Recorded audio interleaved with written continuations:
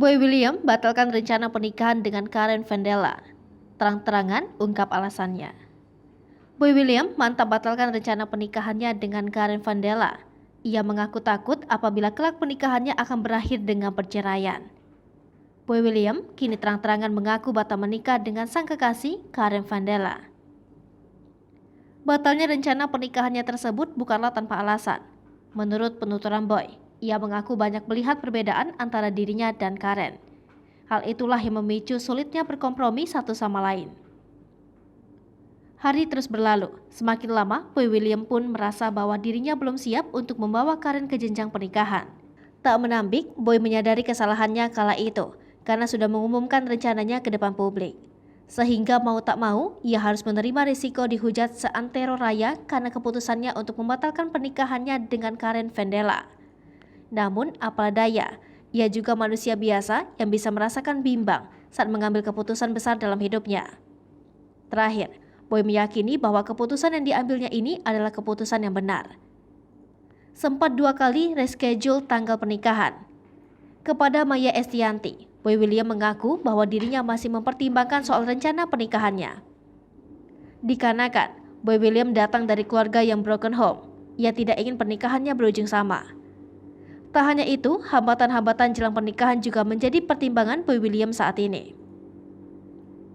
Pasalnya, Boy mengatakan bahwa ada saja hambatan jelang pernikahan, sehingga ia harus memikir matang-matang rencana pernikahannya itu.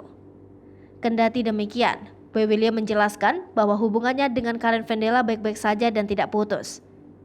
Boy William dan Karen Vandella mulanya berencana menikah pada awal 2020 lalu, namun karena COVID-19 melanda, mereka membatalkan pernikahannya.